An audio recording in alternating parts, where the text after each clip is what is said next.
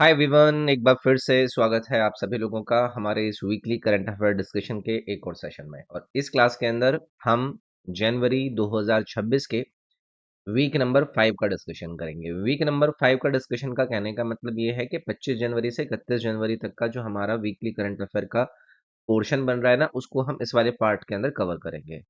तो कोई ऐसा ना सोचे कि पांचवा सप्ताह कहाँ से आ गया, क्योंकि जो शुरुआती वाले सप्ताह हैं वो आपके दिसंबर 2025 के भी करंट अफेयर को इंक्लूड करके थे। तो अभी लास्ट वाला जो सप्ताह यानी कि वीक नंबर 5 बन रहा है वो 24 से 31 वाला आपका बन रहा है। तो इसीलिए जनवरी 2026 का वीक नंबर 5 हमने टाइटल इस वीडियो को दिया है।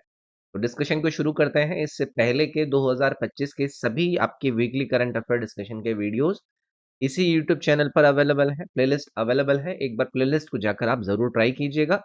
क्लास की पीडीएफ आपको इस वीडियो के डिस्क्रिप्शन में दिए गए एप्लीकेशन पर ऊपर अपलोडेड है, उसको भी आप ट्राई कर सकते हैं। तो चलिए, अभी पहला सवाल आपके सामने आएगा। एक एक करके सारी चीजों को समझेंगे, उन सभी बातों को हम डिस्कस करेंगे जो कि न्यूज में रही, और उन न्यूज में रही बातों पर आपसे क्या चीज पूछी जा सकती है उसको सवाल के रूप में मैंने आपके सामने पेश किया है। पहला क्वेश्चन है, engineering export promotion council of India यानी कि EEPC India is sponsored by which ministry. Engineer export promotion council of India को किस मंत्रालय द्वारा प्रायोजित किया जाता है? तो यार, ये जो आपका ईईपीसी इंडिया इन्होंने यहाँ पर नाम दिया ना, तो इंडिया के जो इंजीनियरिंग एक्सपोर्ट्स होते हैं उनको प्रमोट करने वाली ये एपेक्स बॉडी है, यानी कि सर्वोच्च बॉडी है। लेकिन इन्होंने पूछा है कि बताइए कि ये कौन से मिनिस्ट्री के अंदर आती है या फिर किस मिनिस्ट्री के द्वारा इसको प्रायोजित किया जाता है।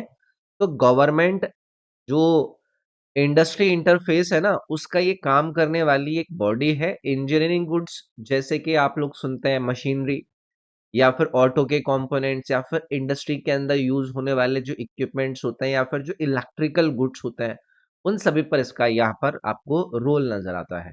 तो कौन स्पॉन्सर करता है इसमें? आपका ministry of commerce and industry involve नजर आता है। ठीक है, जिसका रोल क्या है कि एक्सपोर्ट को ज्यादा से ज्यादा प्रमोट किया जाए, गवर्नमेंट को जो पॉलिसी होनी चाहिए उसके ऊपर सजेस्ट करने का काम करा जाए। तो ये सारे काम आपका नजर आता है। और यहाँ पर ना जो एमएसएमई है उसके ऊपर फोकस रहता है कि एमएसएमई का जो मैन्युफैक्चर है उसके इश्यू को उठाने का काम इसके द्वारा करा जाता है। जीएसटी रिफंड या फिर जो टैक्स से संबंधित रिलीफ होते हैं उनकी जैसी जितनी भी डिमांड होती है उनको करती रहती है। तो ये हमें याद रखना है। तो एग्जाम में आपको यहाँ पर ट्रैप करने की कोशिश करी जाती है कि हैवी इंडस्ट्रीज और जो एमएसएमई मिनिस्ट्री है या फिर जो फाइनेंस मिनिस्ट्री है वो आपका कंफ्यूज करने के लिए आपको दिए जाते हैं, पर करेक्ट हमेशा आपका ये कॉमर्स एंड इंडस्ट्री रहेगा। ठीक है। नेक्स्ट है भाई, Phulkari embroidery that was recently seen in news originated in which region. हम फुलकारी कढ़ाई की बात कर रहे हैं जो हाल ही में समाचारों में रही, वो किस क्षेत्र से उत्पन्न हुई? किस क्षेत्र से उत्पन्न हुई? तो ये जो फुलकारी है ना, इसका मतलब होता है फ्लावर वाला जो काम है। तो एक ट्रेडिशनल हैंड एम्ब्रॉयडरी है जो कि अनडिवाइडेड पाकिस्तान रीजन से आई। और आज का अगर आप प्रेजेंट समय देखते हैं तो यहाँ पर आपको पंजाब, हरियाणा, पाकिस्तान का जो पंजाब वाला रीजन है, इस वाले रीजन के अंदर एक तरीके से आपको इसको ओरिजिनेटेड नजर पाएंगे। तो पंजाब की जो महिलाएं हैं वो अपनी डेली जो जीवन बिताती हैं उसका हिस्सा इस फुलकारी कढ़ाई पर लगाती हैं। शादियों में जो त्योहार होते हैं उन त्योहारों में, बर्थ सेरेमनीज में, इन सभी में इस आपकी कढ़ाई को आप यूज होता हुआ देख लें। तो मोस्टली जो दुपट्टे होते हैं या फिर जो शॉल होते हैं उस पर आपकी ये फुलकारी एम्ब्रॉयडरी करी जाती है। तब आपके लिए एक स्टैटिक और करंट लिंक यहाँ पर आपकी न्यूज में बन गया, क्योंकि एक 18th सेंचुरी की पंजाब लिटरेचर में भी इसका आपको मेंशन नजर आएगा। इवन जो ईरानियन आर्ट है, ईरानियन आर्ट का नाम याद रखिएगा, गुलकरी। इस गुलकरी से इसका नाम जुड़ा हुआ माना जाता है। तो रिसेंटली एग्जीबिशन में जो प्री पार्टीशन टेक्सटाइल्स थी उसको हाईलाइट किया गया। तो हमारे लिए एग्जाम का एंगल बन जाता है कि यहाँ पर जो भी यूपी, बिहार, राजस्थान, गुजरात जैसे ऑप्शंस होते हैं ना, वो गलत मैपिंग के लिए आपको दे दिए जाते हैं। तो यहाँ पर हमारा जो करेक्ट आंसर बनेगा वो क्या बनेगा? पंजाब एंड हरियाणा बनेगा। ठीक। चलिए जी आगे बढ़ते हैं। एलआरएस का नाम दिया गया है। एलआरएस बोले तो लिबरलाइज रेमिटेंस स्कीम, ये ऑपरेट करता है अंडर विच इंडियन लॉ। उदारीकृत प्रेरण योजना एलआरएस किस भारतीय कानून के अंतर्गत संचालित होती है? मतलब पहले हमें कॉन्सेप्ट समझने की जरूरत है। देखो ये जो एलआरएस बोले तो लिबरलाइज रेमिटेंस स्कीम है ना, ये जिसके through Indian residents foreign country में पैसे भेज सकते हैं, ये वो है। यानी कि ये फॉरेन एक्सचेंज मैनेजमेंट एक्ट 1999 के अंतर्गत पहले तो काम करता है, जिसको कौन रेगुलेट करता है? आरबीआई इसको रेगुलेट करता है। अब इसके कुछ की फीचर्स हैं, जैसे कि कौन इसके अंदर रेमिट कर सकता है, तो कोई भी ऐसा निवासी इंडिविजुअल जो माइनर्स भी इसके अंदर आपके शामिल हैं, उन सभी को आपका इसके अंदर रेमिट करने की परमिशन दी गई है। इसमें कुछ लिमिट भी सेट करी गई है कि भाई हर साल आप लगभग 2.5 लाख यूएस डॉलर रेमिट कर सकते हैं। तो ये 2004 में इसको इंट्रोड्यूस करा गया था, लेकिन ये जो एक्ट है वो है foreign exchange management act of 1999। ठीक है। इसमें कई सारी एप्लीकेशंस की बातें दरी जाती हैं, तो जैसे 2024 में आउटवर्ड जो रेमिटेंस है ना, वो 2 साल के सबसे लोएस्ट पे था, इसीलिए ये आपका करंट अफेयर में चर्चा में है। और इसका कारण क्या है? इसका कारण है कि जो फॉरेन एजुकेशन एक्सपेंसेस है ना, वो कहीं ना कहीं हमारे देश के अंदर कम हुए हैं, तो इसलिए चर्चा में था। ठीक है। आगे बढ़ेंगे। नेक्स्ट है एक आपको वाइल्ड लाइफ सेंचुरी का नाम दिया गया है। Pangolakha wild life sanctuary is located in which state? बताइए भाई, ये पंगोलाखा वन्यजीव अभ्यारण्य किस राज्य के अंदर लोकेटेड है? अब ये ऐसे ही नहीं पूछ लिया है, वरना देश के अंदर तो कई सारे वाइल्ड लाइफ सेंचुरी नजर आएंगे, लेकिन ये क्या है? चर्चा में है। ठीक है। पंगोलाखा वाइल्ड लाइफ सेंचुरी तो सिक्किम के पूर्वी वाला जो भाग है, ये वहां पर आपका लोकेटेड है, इंडो चाइना बॉर्डर के पास। इंडो चाइना बॉर्डर के पास नजर आएगा। अब इसके कुछ इंपॉर्टेंट जो ज्योग्राफी पॉइंट्स हैं वो हमें पता होने चाहिए, कि जो इसका वेजिटेशन जोन है वो सब ट्रॉपिकल रीजन में, टेम्परेट में और अल्पाइन फॉरेस्ट के पॉइंट में आपका शामिल होता है। लोकेशन इसकी स्ट्रैटेजिक है, जो कि जो भूटान के जंगल है उससे कनेक्ट करता है। और वहीं पर वेस्ट बंगाल के अंदर आपको एक नेशनल पार्क नजर आएगा, कौन सा? न्यूरा नेशनल पार्क, उससे ये कनेक्ट करने का काम करता है। तो याद रखिएगा, पंगोलाखा वन्यजीव अभ्यारण्य सिक्किम भूटान की एक नेचुरल बाउंड्री के रूप में इसको जाना जाता है। और अभी यहाँ पर चर्चा इसलिए हो रही थी कि वहां पर जो जंगलों की आग है ना, वो बहुत ज्यादा रिपोर्ट हुए, तो इसलिए ये आपका डिस्कशन में था, मतलब न्यूज में था। तो यहाँ पर हम किसको आंसर कर देंगे भाई? सिक्किम को आंसर कर देंगे। ठीक। चलिए भाई आगे बढ़ेंगे। What is the IUCN conservation status of the red eared slider turtle that was recently seen in news? हाल ही में समाचारों में रही रेड ईयर्ड स्लाइडर कछुए की आईयूसीएन संरक्षण की जो स्थिति है वो क्या है? भाई ये स्थिति रिलेटेड सवाल पूछे जाते हैं। तो ये जो रेड ईयर्ड स्लाइडर टर्टल है ना, एक एक्वेटिक टर्टल स्पीशी है, जो कि मोस्टली पैट ट्रेड के थ्रू स्प्रेड हुई। और इसको आइडेंटिफाई किया गया रेड स्ट्रिप्ड बिहाइंड ईयर्स, जो कि सभी के सभी कॉन्टिनेंट्स के ऊपर पाई जाती है, बट ये अंटार्कटिका के ऊपर नहीं पाई जाती है। अब इसमें इन्होंने आईयूसीएन का इसका जो स्टेटस है वो हमसे पूछा है। तो आईयूसीएन और इकोलॉजिकली जो पॉइंट्स होते हैं ना, वो हमें पता होने चाहिए। जैसे कि IUCN which is international union for conservation of nature, उसका स्टेटस इसमें लीस्ट कंसर्न के अंदर है, यानी कि न्यूनतम चिंता के अंदर है, जिसका लाइफ स्पैन ये 20 से 50 साल बताते हैं। अब ये क्या है? ये आपका इकोलॉजी से संबंधित सवाल बन जाता है। हाईली अडेप्टेबल स्पीशीज को कहा जाता है। तो अभी कुछ एनवायरमेंटल कंसर्न सामने आए कि भाई जो नॉन नेटिव स्पीशी होने की वजह से जो फ्रेश वाटर का इकोसिस्टम है ना, वो उसको थ्रेट करती है। और इंडिया में जैसे कोयम्बटोर जैसे एरियाज में ये इन्वेजिव बन जाते हैं। तो ये हमें याद रखना है कि चर्चा में है रेड ईयर्ड स्लाइडर टर्टल, जिसको लीस्ट कंसर्न कैटेगरी के अंदर आईयूसीएन में डाला हुआ है। ठीक है। नेक्स्ट अभी एक डैम का नाम दिया गया है, जिसका नाम है Pando dam, that was recently seen in news, is constructed on which river? Pando बांध जो हाल ही में समाचारों में रहा, वो कौन सी नदी पर निर्मित है? एक embankment, embankment concrete gravity dam के रूप में इसको जाना जाता है। आप याद रखिएगा, ये ब्यास रिवर के ऊपर इसको बना गया है। लोकेशन हिमाचल प्रदेश के मंडी डिस्ट्रिक्ट के अंदर ये आपका पड़ेगा। मनाली से लगभग 10 किलोमीटर की दूर पर आपको ये नज़र आएगा। तो इस प्रोजेक्ट के कुछ इंपॉर्टेंट पॉइंट्स जैसे कि 1977 में इस प्रोजेक्ट को ना कंप्लीट करा गया था। ब्यास प्रोजेक्ट के नाम से इसको लाया गया था। अब इससे क्या करते हैं, ये हाइड्रो इलेक्ट्रिक पावर को जनरेट करते हैं, जिसकी हाइट भी बहुत ज़्यादा नहीं है, 76 मीटर है, लेंथ इसकी लगभग 500 मीटर के करीब है। तो run of the water type का ये डैम है। बारिश का पानी 3 मतलब लगभग 38 किलोमीटर का कैनल और टनल से देहरा पावर हाउस तक डाइवर्ट करा जाता है एंड देन उसके बाद सतलुज में उसको रिलीज किया जाता है। तो करंट अफेयर में चर्चा में था कि जो पंजाब की सरकार है ना, उसने इसके ऊपर ऑब्जेक्शन उठाया है, क्योंकि जो सिल्ट यानी कि जो कीचड़ वगैरह आता है वो वाटर सतलुज में छोड़ा जा रहा है, वो ब्यास में नहीं छोड़ा जा रहा। तो ऐसे ही आपके जो ये डैम्स वगैरह चर्चा में होते हैं, किसी सरकार ने कोई बात कोई यहाँ पर ऑब्जेक्शन उठाया हुआ होता है, तो वो पूछ लिया जाता है। तो ये ब्यास नदी पर बना हुआ है आपका पंडो डैम, इसका नाम है। हिमाचल प्रदेश के मंडी डिस्ट्रिक्ट के अंदर ये लोकेटेड है। 1977 में इसको कंप्लीट करा गया था। एक embankment concrete gravity dam type का ये नजर आएगा। नेक्स्ट है, in the context of mining what is tellings. खनन के संदर्भ में टेलिंग्स बताइए, इन चार विकल्प में से क्या होता है। देखो, माइनिंग के बाद जब जो ओर प्रोसेस होता है ना, जिसमें क्रशिंग करा जाता है, ग्राइंडिंग करा जाता है या फिर एक्सट्रैक्शन करा जाता है ना, तो जो बचा हुआ वेस्ट मटेरियल होता है उसको आपका ये टेलिंग्स कहा जाता है। समझ गए। तो टेलिंग्स में क्या आपको नजर आएगा, इसमें आपको फाइंड ग्राउंड जो पत्थर है वो नजर आएंगे, जो अनरिकवरेबल मेटल्स हैं या फिर अनइकोनॉमिक मेटल्स जिनको कहा जाता है, आपको वो नजर आएंगे। केमिकल्स जो एक्सट्रैक्शन के अंदर यूज करे गए वो आपके स्टेलिंग्स के अंदर नजर आएंगे।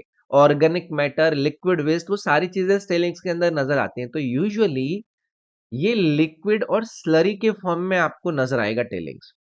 अब करंट अफेयर में क्यों है, में इंडिया की पहली जो टेलिंग्स पॉलिसी है ना, उनको अनाउंस किया गया, जिसका उद्देश्य क्या है कि भाई जो क्रिटिकल मिनरल्स है ना उनकी रिकवरी करी जा सके। जो प्राइमरी सोर्सेज हैं, जो सेकेंडरी सोर्सेज हैं, माइन डंप्स एंड टेलिंग्स, उसको हम यूज कर सकें। तो इसलिए आपका चर्चा में है। तो अब आप मुझे बताइए कि इन चार विकल्प में से टेलिंग्स का मतलब माइनिंग के अंदर आप किससे समझ रहे हैं। ये होगा left over materials from processing of mine ore. Okay. चलिए, which river has emerged as the second major river after the Chambal with the highest number of घड़ियाल, जो कि फिश ईटिंग क्रोकोडाइल्स होते हैं। चंबल नदी के बाद सबसे अधिक घड़ियाल यानी कि मछली खाने वाले मगरमच्छ किस नदी में पाए गए हैं। अगेन एक इकोलॉजी बेस्ड आपका सवाल बन गया है। तो पहले यहां पर आपको एक नदी दी गई है, गंडक नदी। आप जरा इस पर रुकिए। चंबल के बाद इंडिया का ये सेकंड लार्जेस्ट घड़ियाल हैबिटेट बन चुका है, इसीलिए चर्चा में है। और अगर गंडक नदी की हम बात कर रहे हैं तो इसका फ्लो आपको कैसे नजर आता है, ये आपको इंडिया और नेपाल बॉर्डर के अलोंग ये नदी आपको बहती हुई नजर आएगी। और फिर उसके बाद बिहार का जो वेस्ट चंपारण डिस्ट्रिक्ट है, वहां पर ये आपको एंटर करती हुई नजर आएगी। अभी जो घड़ियाल का कंजर्वेशन है ना, इसके ऊपर काफी सक्सेस प्राप्त हुई है। जैसे कि 2015 के अंदर जो अडल्ट घड़ियाल थे वो सिर्फ 54 के करीब थे। अब जो कि 2025 के अंदर नंबर है वो 54 से इंक्रीज होके पहुंच गया है लगभग 400 से ज्यादा। तो जो टोटल पॉपुलेशन अगर देखी जाए, ये तो अडल्ट्स की बात है, जो टोटल पॉपुलेशन है वो इवन 1000 से ज्यादा हो गई है। तो जितने भी ये कंजर्वेशन एजेंसीज होते हैं ना, जैसे कि wildlife trust of India है, state forest and climate change department है, उनके द्वारा इस प्रकार के जो एफर्ट है वो अगर इस प्रकार की सक्सेस सामने लेकर आते हैं तो हमसे वो सवाल न्यूज में पूछ लिए जाते हैं।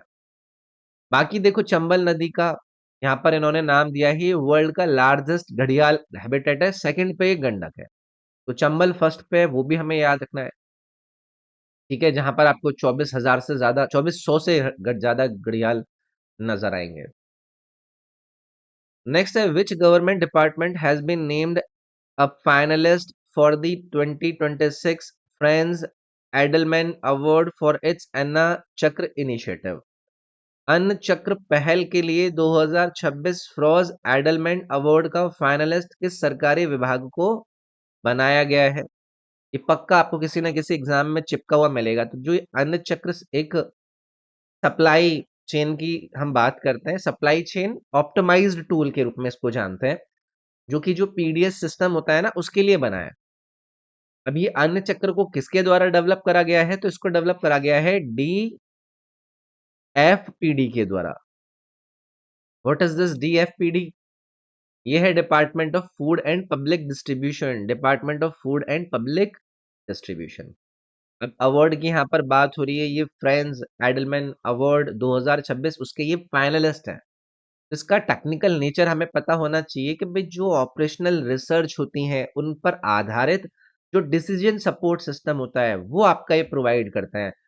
स्टेट वाइज जो फूड ग्रेन के लॉजिस्टिक होते हैं उसको ऑप्टिमाइज करने का काम करते हैं, अपनी एडवांस एल्गोरिदम का ये यूज करते हैं जिससे कि जो बेस्ट ट्रांसपोर्ट रूट है वो बताए जाते हैं, कॉस्ट को कैसे रिडक्शन करा जाए, फूड मूवमेंट बहुत ज्यादा स्मूथ हो, इन सभी पर ये बातें करता है। तो ये चर्चा में था, इनको ये फाइनलिस्ट बन गए इसके, ये हमसे सवाल पूछा जा सकता है। नेक्स्ट है, which ministry is the nodal authority for the production linked incentive PLI scheme for white goods? White goods के लिए उत्पादन आधारित प्रोत्साहन योजना का नोडल मंत्रालय बताइए, इन चार विकल्प में से कौन है? तो पहली चीज, PLI scheme for white goods का फोकस क्या है? कि भाई जो एसी होता है या फिर जो एलईडी लाइट्स होती हैं वो उनका फोकस है।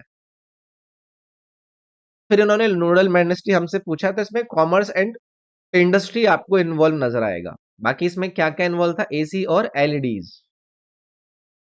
अब इसको नोटिफाई कौन कर रहा है? तो department of promotion of industry and internal trade है ना, जिसको डीपीआईआईटी के रूप में हम जानते हैं, वो इसकी नोटिफाइड इसको करता है।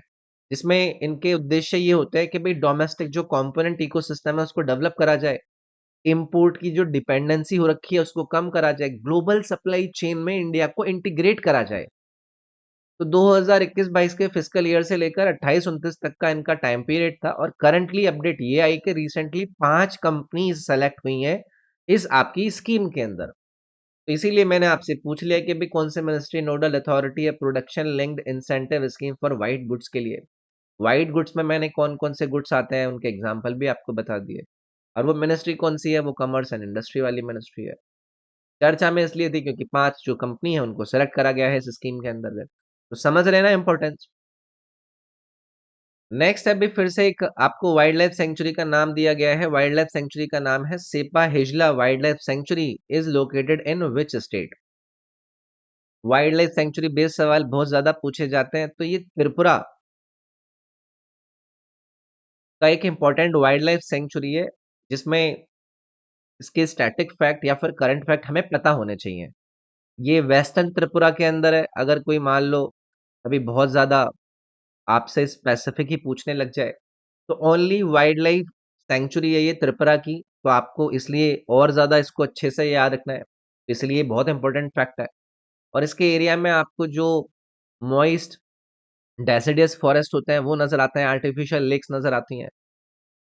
ठीक है, कई सारे इसके अंदर फौना भी नजर आते हैं, जो मंकीज हैं, आपके क्लाउडेड लेपर्ड हैं, वाइल्ड बोर है, वो सब इसके अंदर नजर आते हैं। तो जो नॉर्थ ईस्ट की सेंचुरीज है ना, उसमें असम, मिजोरम, मणिपुर आपको कंफ्यूज करते हैं, बट अगर आपसे सेपा हिजला का नाम पूछा जाए तो इसमें त्रिपुरा को आपको फिक्स कर लेना है। ठीक है। नेक्स्ट अब एक टर्म दिया गया है आपको, साइंटिफिक टर्म है, what is Hemilecanium indicum that was recently seen in news? Hemilecanium indicum जो हाल ही में समाचारों में रहा, बताइए कि भाई ये क्या चीज है ये? तो ये जो टर्म है ना, ये एक न्यूली डिस्कवर्ड मशरूम का स्पीशीज है। तो मैं यहाँ पर ये आपका जो ऑप्शन नंबर 1 है ना कि मशरूम की खोजी गई नई प्रजाति, इसको आंसर करेंगे। तो इसका ना एक साइंटिफिक एंगल हमें समझना है। ये फंगाई किंगडम से आता है। पहली चीज तो ये है कि बायोलॉजी के अंदर मशरूम को आप फंगाई किंगडम का हिस्सा कहते हैं। इंडिया में ये स्पीशीज को डिस्कवर करा गया था। और ये जो इंडिकम है ना, इंडिकम नाम इसलिए पड़ा क्योंकि इसका ओरिजिन इंडिया है। अब ये न्यूज में क्यों है, क्यों इंपॉर्टेंस है इसकी? तो इंडिया की जो फंगल बायोडायवर्सिटी है ना उसको हाईलाइट करता है। और अगर मशरूम की हम बात करें तो ये इकोसिस्टम में न्यूट्रिएंट साइकिलिंग करता है, सॉइल हेल्थ इंप्रूवमेंट में मशरूम्स आपका योगदान देती हैं। तो ये आपका newly discovered species of mushroom के रूप में हेमी लैशिनम आपको याद रखना है। नेक्स्ट है SAARG, बोले तो strategic asset allocation and risk governance committee has been constituted by which organisation. ये सार्ग जो समिति है उसका गठन किस संस्था द्वारा किया गया है, ये आपसे इन्होंने इस सवाल के अंदर पूछा है। अभी ये जो सार्ग कमेटी है इसका काम क्या है पहले ये हमें समझना है। तो जितने भी पेंशन फंड्स होते हैं ना, उन पेंशन फंड्स का इन्वेस्टमेंट रिस्क से बेटर मैनेज करना, इन्वेस्टमेंट रिस्क को बेटर मैनेजमेंट करना। अब इसको गठित कौन कर रहा है? तो इसको हमारा ये जो PFRDA है, यानी कि pension fund regulatory and development authority है, ये इसको गठित करता है, इस कमेटी को। फोकस इस कमेटी का यही है कि भाई जो लॉन्ग टर्म पेंशन फंड्स के लिए एसेट एलोकेशन की स्ट्रेटेजी है वो तैयार करी जाए, जो रिस्क गवर्नेंस का फ्रेमवर्क है उस पर काम करा जाए। तो जितने भी NPS हैं यानी कि नेशनल पेंशन स्कीम्स हैं, स्पेशली उनके लिए रेलिवेंट है। ठीक है, तो याद रखेंगे इस बात को। चलिए, which state has been declared Bacillus subtilis as its state microbe in January 2026। जनवरी 2026 ने किस राज्य ने बैसिलस सबटिलिस को अपना राज्य सूक्ष्मजीव घोषित किया है? अब देखो सारे सवाल बायोडायवर्सिटी और इकोलॉजी के इंपॉर्टेंट है जो हम यहाँ पर डिस्कस कर रहे हैं, लेकिन ये थोड़ा सा और क्योंकि स्पेसिफाई कर रहा है तो ये हमारे लिए और इंपॉर्टेंट हो जाएगा। तो जनवरी 2026 में महाराष्ट्र ने इसको, इस बैसिलस सबटिलिस को अपना स्टेट माइक्रोब डिक्लेयर किया है। अभी बैसिलस सबटिलिस क्या है? ये एक बेनिफिशियल बैक्टीरियम है जिसको नेचुरली मिट्टी के अंदर पाया जाता है या फिर ह्यूमंस और एनिमल्स के जो गट होते हैं वहां पर पाया जाता है। एग्रीकल्चर के अंदर इसकी बहुत ज्यादा इंपॉर्टेंस है, बायो फर्टिलाइजर्स के लिए, जो प्लांट की ग्रोथ प्रमोशंस होती है उसके लिए।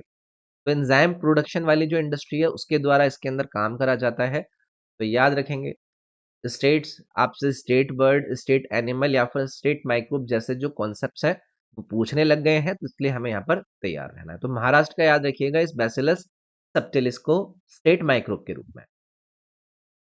नेक्स्ट है Mir Alam tank that was recently seen in news is located in which city. Mir Alam tank जो हाल ही में समाचारों में रहा, बताइए कि भाई वो कौन से इन दिए गए 4 शहरों के अंदर लोकेटेड है मीर आलम टैंक? तो पहले तो यहाँ पर हैदराबाद को आप पिंक कर लीजिए।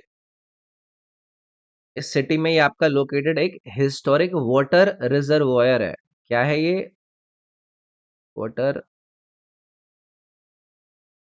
रिजर्वोयर। तो हिस्टोरिकल बैकग्राउंड क्या है इसका जी? तो इसको निजाम एरा के दौरान बनवाया गया था, मीर आलम के नाम पर इसको रखा गया है, जो हैदराबाद स्टेट के प्राइम मिनिस्टर हुआ करते थे। और जब ब्रिटिश लोग थे उस समय का इंपॉर्टेंट वाटर सप्लाई का ये सोर्स हुआ करता था। तो करंट रेवेलेंस इसकी इसलिए आ रखी है कि अर्बन फ्लडिंग की वजह से या फिर वाटर मैनेजमेंट इश्यू की वजह से ये न्यूज में है कि हैदराबाद की जो लेक्स हैं, जो टैंक्स हैं, जो अर्बन हाइड्रोलॉजी सिस्टम है उसके हिस्से के अंदर प्रभाव पड़ रहा है। ठीक है, तो हैदराबाद आपका यहाँ पर ऑप्शन करेक्ट हो जाएगा, मीर आलम टैंक का नाम याद रखेंगे। नेक्स्ट एक मंदिर का नाम दिया गया है Shri Mahakaleshwar temple that was recently seen in news is located in which city of Madhya Pradesh. Shri Mahakaleshwar मंदिर जो हाल ही में समाचारों में रहा वो मध्य प्रदेश के किस शहर में लोकेटेड है? तो पहले तो आपको स्टेट पता हो गया, सवाल के अंदर ही मध्य प्रदेश के अंदर है। श्री महाकालेश्वर टेम्पल की बात हो रही है तो ये उज्जैन के अंदर लोकेटेड है। सभी लोग जाते हैं। तो जो 12 ज्योतिर्लिंग है हमारे देश के अंदर उसमें से ये एक है, भगवान शिव को समर्पित है। और कौन सी नदी के तट पर लोकेटेड है? तो वो भी आपको याद रखना है, शिप्रा नदी। ठीक है, ये रिवर वगैरह भी पूछ लिए जाते हैं।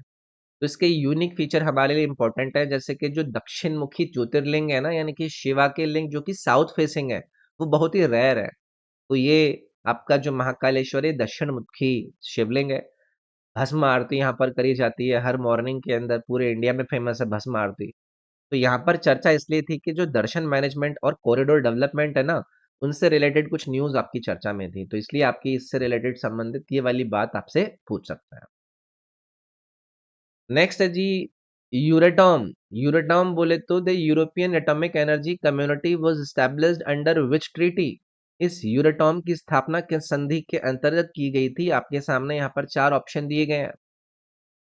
अब ये जो यूरोटॉम है, इसके ऑब्जेक्टिव हमें पता होने चाहिए। चलो ये तो हम पता कर लेंगे कि कौन सी ट्रीटी के अंदर इसको स्टैब्लिश किया गया था। तो यूरोप में जो पीसफुल न्यूक्लियर एनर्जी का डेवलपमेंट है, उसको ये देखेगा। जो न्यूक्लियर रिसर्च और कोऑपरेशन है, उसको बढ़ाने में ये हेल्प करेगा। अभी जो ट्रीटी की मैपिंग है, वो हमारे लिए इंपॉर्टेंट जरूर है। तो यहाँ पर पहली आपके सामने आएगी ट्रीटी ऑफ रोम 1957।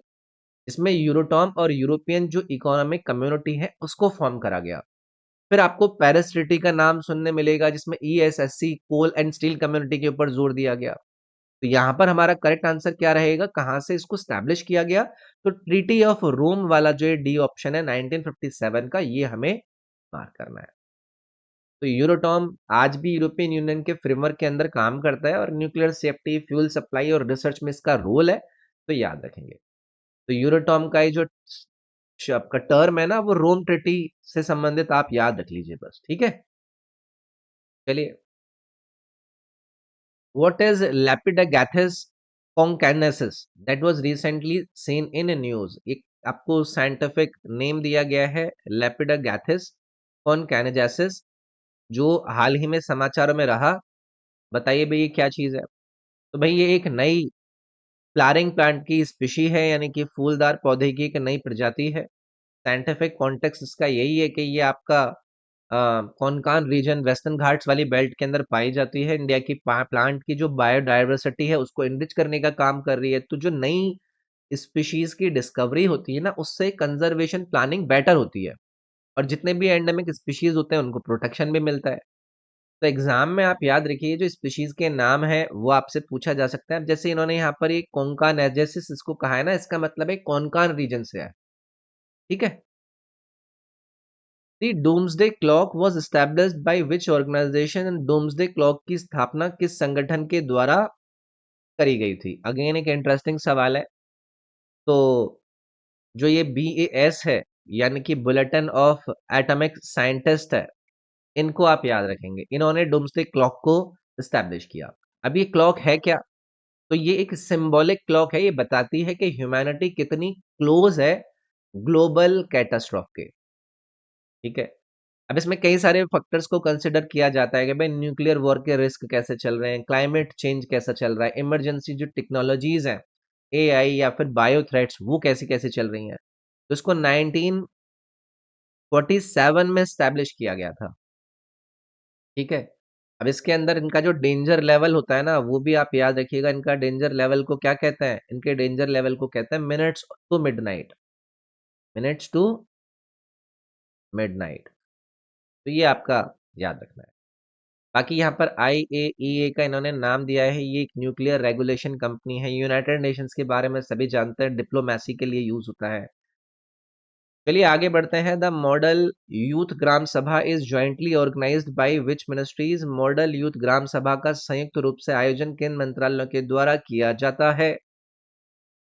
पहले कॉन्सेप्ट समझिए। जो ये मॉडल यूथ ग्राम सभा है, इसका ऑब्जेक्टिव है कि यूथ का जो पार्टिसिपेशन है, उसको लोकल गवर्नमेंट्स में बढ़ाया जाए। जो डेमोक्रेटिक वैल्यूज हैं, उनको ग्रास रूट लेवल पर स्ट्रेंथन करा जाए। अब इसको कौन कौन ज्वाइंटली ऑर्गेनाइज करता है? तो इसमें आपको ministry of Panchayati Raj involve नजर आएगी, इसमें मिनिस्ट्री ऑफ कल्चर नजर आएगा, एंड इसमें मिनिस्ट्री ऑफ एजुकेशन इन्वॉल्व नजर आएगा। तो कहाँ है ये? ऑप्शन नंबर 1 में दिए गए हैं, ministry of Panchayati Raj, ministry of culture and ministry of education. तो ये तीनों के तीनों जो आपके मंत्रालय हैं, इनके द्वारा इसको ज्वाइंटली ऑर्गेनाइज कराया जाता है। अब ये इंपॉर्टेंट क्यों है कि भाई जो यूथ है, उसको पंचायती राज सिस्टम से जोड़ना, कॉन्स्टिट्यूशन, कल्चर और सिविक ड्यूटीज को उनको समझाना। तो एग्जाम में गवर्नेंस, यूथ और एजुकेशन बेस्ड अगर कोई न्यूज बनती है, मल्टी मिनिस्ट्रियल कोलैबोरेशन नजर आता है, तो वो आपके एग्जाम की एजेंसीज का फेवरेट थीम बन जाता है, ठीक है। Next, sea of Japan that was recently seen in news is a marginal sea of which ocean? Japan सागर जो हाल ही में समाचार में रहा, वो किस महासागर का सीमांत यानी कि मार्जिनल सागर है? तो रिसेंटली क्या हुआ ना, नॉर्थ कोरिया ने बैलिस्टिक मिसाइल फायर किया, जो कि सी ऑफ जापान की तरफ गया, जिससे जो वहां की जो रीजनल सिक्योरिटी है, उसके ऊपर कंसर्न बढ़ने लग गए। तो अब हमारे लिए इंपॉर्टेंट ये हो जाएगा कि भाई ये जो सी ऑफ जापान है, बताइए कि इसका मार्जिनल सी है, तो ये वेस्टर्न पैसिफिक ओशन यानी कि स्पेसिफिकली प्रशांत महासागर का हिस्सा है। और इससे जो ईस्ट सी है उसे उसके नाम से भी जाना जाता है। तो ईस्ट साइड में जापान पड़ेगा और आपका वहां पर साखलिन आइलैंड पड़ जाएगा, वेस्ट साइड में रशिया, नॉर्थ कोरिया और साउथ कोरिया पड़ेंगे। तो ये आपका चर्चा में था, इसलिए हमें एटलीस्ट ये जानना है कि ये मार्जिनल सी है कौन से ओशन का, अगर पैसिफिक ओशन इसमें हम मार्क करेंगे। नेक्स्ट है जी, जलज livelihood centers initiative is jointly implemented by Namami Gange mission and which institution? जलज आजीविका केंद्र पहल और नमामि गंगे मिशन के साथ किस संस्था द्वारा संयुक्त रूप से लागू किया जा रहा है? तो यूनियन जो जल शक्ति मिनिस्टर हैं, उन्होंने रिसेंटली 25 जलज लाइवलीहुड सेंटर्स का उद्घाटन किया, इसलिए न्यूज में। और हमें अब ये समझने की जरूरत है कि ये जो जलज है, ये एक ज्वाइंट इनिशिएटिव है किसका? नमामि गंगे मिशन का और WII यानी कि wild life institute of India का। ठीक है, अब इसका ऑब्जेक्टिव क्या है कि जो गंगा रिवर है उसके कंजर्वेशन को सस्टेनेबल लाइवलीहुड्स के साथ जोड़ना, जिसमें सर्कुलर इकोनॉमी मॉडल लाया गया है, लोकल लोगों को ट्रेनिंग दी जा रही है जो कि इको फ्रेंडली लाइवलीहुड्स के लिए काम करेंगे, वुमेन पार्टिसिपेशन पर स्पेशल फोकस करा जा रहा है, कम्युनिटी ओनरशिप ऑफ कंजर्वेशन पर ध्यान दिया जा रहा है। तो ये wild life institute of India वाला जो ऑप्शन है वो हम इसमें काम करेंगे। नेक्स्ट है जी, rusty spotted cat, one of the rarest and smallest wild cats in world, was recently spotted in which state? दुनिया की सबसे दुर्लभ और सबसे छोटी जंगली बिल्लियों में से एक रस्टी स्पॉटेड कैट हाल ही में किस राज्य में देखी गई है? तो ये जो रेयर कैट है ना, ये राजस्थान के बारन डिस्ट्रिक्ट के शेरगर फॉरेस्ट में रिसेंटली स्पॉट करी गई, तो इसीलिए चर्चा में बन गई। तो हमें ये रस्टी स्पॉटेड कैट के बारे में याद रखना है, वर्ल्ड की smallest and lightest wild cat के रूप में जाना जाता है, जो कि बहुत ही रेयर स्पीशी है। इसीलिए ये आपका पूछ लिया गया कि ये कहाँ पर स्पॉट करा गया, तो ये राजस्थान के अंदर इसकी आपको नजर आएगी साइट नहीं। Which species is the natural host of the Nipah virus that was recently seen in news? Nipah virus का प्राकृतिक होस्ट कौन सी प्रजाति है जो हाल ही में समाचारों में रहा? निपा वायरस बहुत ज्यादा चर्चा में था, आपने देखा होगा कि रिसेंटली वेस्ट बंगाल में निपा वायरस के केसेस कंफर्म हुए, जिसके बाद जो सर्विलेंस है, एयरपोर्ट की स्क्रीनिंग है या फिर कंटेनमेंट मेजर्स है, उनको शुरू किया गया। तो ये जो फ्रूट बैट्स हैं, फल खाने वाले चमगादड़ हैं, ये आपका इसके नेचुरल होस्ट है। नेचुरल होस्ट मतलब एक जूनोटिक वायरस है जिसके ऊपर ये सरवाइव करता है। निपा वायरस, निपा वायरस क्या है? एक जूनोटिक वायरस है, एनिमल्स से humans, human to humans, contaminated food से भी ये स्प्रेड होता है, तो इसलिए आपका चर्चा में है। तो नेचुरल होस्ट अगर पूछा जाए तो मैं फ्रूट बैट्स याद रखना है आपको, वही आपका करेक्ट आंसर बनेगा। तो अभी हाल ही में जो आपका WHO है ना, उसने इसे R&D ब्लूप्रिंट लिस्ट के अंदर रखा है क्योंकि इसमें एपिडेमिक पोटेंशियल है। ठीक है, नेक्स्ट है, Sethihalli wild life sanctuary is located in which state? Sethihalli वन्यजीव अभ्यारण्य की लोकेशन बताइए कि इन चार में से वो कौन से राज्य के अंदर लोकेटेड है? तो सेंचुरी की जो बाउंड्री रिडक्शन कंट्रोवर्सी के बाद ना, फॉरेस्ट मिनिस्टर ने साइट को विजिट किया है, इसलिए चर्चा में है। पहले तो इसको याद रखिएगा, ये कर्नाटक के अंदर लोकेटेड है। सेठीहल्ली वाइल्ड लाइफ सेंचुरी इसका नाम है। ठीक है, फॉरेस्ट टाइप हमें हर जगह सुनने की जरूरत नहीं है। तो ये आपका चर्चा में था, बर्ड कंजर्वेशन के लिए आपका काफी चर्चित रहता है। ठीक है, नेक्स्ट है भाई, Pechora missile that was recently seen in news is best classified as which type of air defence system? Pechora missile जो हाल ही में समाचारों में रही, किस प्रकार की वायु रक्षा प्रणाली के रूप में वर्गीकृत की जाती है?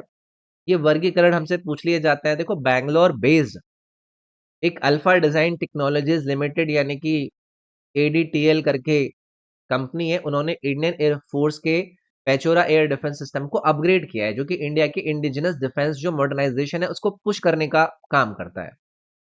तो ये जो पेचोरा मिसाइल है चर्चा में थी, जिसका ओरिजिनल नाम 125 नेवा पेचोरा है, एक सरफेस टू एयर मिसाइल है। ठीक है, तो ये हमसे की डिफेंस पॉइंट्स पूछे जा सकते हैं कि ये जो सिस्टम है ये कहाँ से ओरिजिनेटेड है, तो सोवियत एरा ये सिस्टम है जिसका रोल लो टू जो मीडियम ऑल्टीट्यूड एयर थ्रेट्स होती हैं उससे बचना। 1970s से इंडिया जो एयर स्पेस प्रोटेक्ट है वो उससे अपने आप का कर रहा है। तो रडार गाइडिंग इसके अंदर लॉन्च सिस्टम होता है जो कि V600 मिसाइल्स का यूज और 4R90 जो यक्टन रडार है उनका यूज करता है। तो सरफेस टू एयर मिसाइल के रूप में इसको याद रखेंगे। नेक्स्ट है एनपीएस स्वास्थ्य पेंशन स्कीम यानी कि NSPS has been launched by which authority. NPS स्वास्थ्य पेंशन योजना एनएसपीएस किस प्राधिकरण द्वारा शुरू की गई है? देखो ये एनपीएस स्वास्थ्य पेंशन योजना एक पायलट प्रोजेक्ट के रूप में लॉन्च किया गया है under the regulatory sandbox framework. अब ये फ्रेमवर्क क्या है? ये किसके अंदर लाया जा रहा है? ये pension fund and regulatory development authority के द्वारा लाया जा रहा है। इनके द्वारा इसको लॉन्च करा गया है। तो प्रूफ ऑफ कॉन्सेप्ट एक प्रोजेक्ट है, नेशनल पेंशन स्कीम के साथ इसको लिंक करा जा रहा है। सेक्टर स्पेसिफिक जो कंट्रीब्यूटरी पेंशन स्कीम्स है उसमें इस पर काम कर रहे हैं, जहां पर पेंशन सेविंग्स हेल्थ एक्सपेंसेस को सपोर्ट किया जाएगा। तो पीएफआरडीए इसका इम्प्लीमेंटेशन कर रहा है। नेक्स्ट है which Indian institution recently developed a new method to predict solar cycles. किस भारतीय संस्थान ने हाल ही में सौर चक्रों की भविष्यवाणी के लिए एक नई विधि विकसित करी है? क्यों न्यूज में? तो हाल ही में रिसर्चर्स ने जो सोलर साइकिल्स होते हैं उनको प्रोडिक्ट करने के लिए एक नया मेथड डेवलप किया जो कि स्पेस वेदर फोरकास्टिंग के लिए इंपॉर्टेंट है, और ये काम करा है आईआईटी कानपुर ने। ठीक है, तो आईआईटी कानपुर के साइंटिस्ट ने ये नया मेथड डेवलप करा है जिसमें जो ड्यूरेशन रहेगी वो 11 सालों की रहेगी। सन का मैग्नेटिक फील्ड कंट्रोल करता है आपका ये सोलर साइकिल। ठीक है, ये चर्चा में था इसलिए हमें याद रखना है। नेक्स्ट है Tehri lake that was recently seen in news. बताइए कौन से राज्य के अंदर है टिहरी झील? सभी लोग आंसर कर देंगे टिहरी लेक के बारे में, मुझे नहीं लगता। तो देखो हुआ क्या, एक्रो फेस्टिवल एंड एसआईवी जो चैंपियनशिप टिहरी 2026 है ना, उसके दौरान दो पैराग्लाइडर पायलट्स टिहरी लेक में गिर गए। आपने देखा होगा एसडीआरएफ की टीम ने उनको रेस्क्यू किया था। तो ये जो आपकी लेक है ये कहाँ पर लोकेटेड है? ये उत्तराखंड के अंदर लोकेटेड है, तो इसलिए आपका चर्चा में थी। आर्टिफिशियल एक रिजर्वायर है उत्तराखंड के अंदर located. Which ministry has launch the Paimana portal for monitoring major infrastructure projects. प्रमुख अवसंरचना परियोजनाओं की निगरानी के लिए पैमाना पोर्टल किस मंत्रालय द्वारा लॉन्च करा गया है? ऐसे पोर्टल वगैरह हमारे लिए इंपॉर्टेंट हो जाते हैं, भाई किसने इसको लॉन्च करा है, ऑब्जेक्टिव क्या है। तो देखो गवर्नमेंट ने मेजर इंफ्रास्ट्रक्चर प्रोजेक्ट्स की मॉनिटरिंग के लिए इस पैमाना पोर्टल को लॉन्च किया। अब इसको जो मिनिस्ट्री इन्वॉल्व है वो है आपका ministry of statistics and programme implementation. पैमाना पोर्टल लॉन्च किया गया है किस मिनिस्ट्री के द्वारा, वो हमारे लिए इंपॉर्टेंट हो गया। इसका जो फुल फॉर्म है वो रहेगा project assessment infrastructure monitoring and analytics for nation building, जिसके अंदर सेंट्रल जो सेक्टर इंफ्रास्ट्रक्चर प्रोडक्ट्स है जिसके अंदर 150 से करोड़ रुपए ज्यादा लगा रहे हैं ये। तो ये आपका सी ऑप्शन जाए। तो भाई ये था हमारा डिस्कशन जनवरी 2026 के वीक नंबर 5 का। ठीक है, इस क्लास की पीडीएफ आपको मेरे इस एप्लीकेशन ED24 पर मेरा एक वीकली करंट अफेयर का आपको कोर्स नजर आएगा, उसमें अपडेट कर दी जाएगी, वहां से आप एक्सेस कर सकते हैं। इसके अलावा मेरे इसी एप्लीकेशन पर आपको डेली करंट अफेयर के क्विजेस भी नजर आएंगे, आप उनको भी रेगुलरली यूज करा करें। वो इन वाले क्वेश्चन से डिफरेंट होते हैं, तो एक ही जगह पर आपको दो चीजें प्रोवाइड हो रही हैं तो आपको मल्टीपल सोर्सेज का यूज करने की जरूरत नहीं पड़ेगी।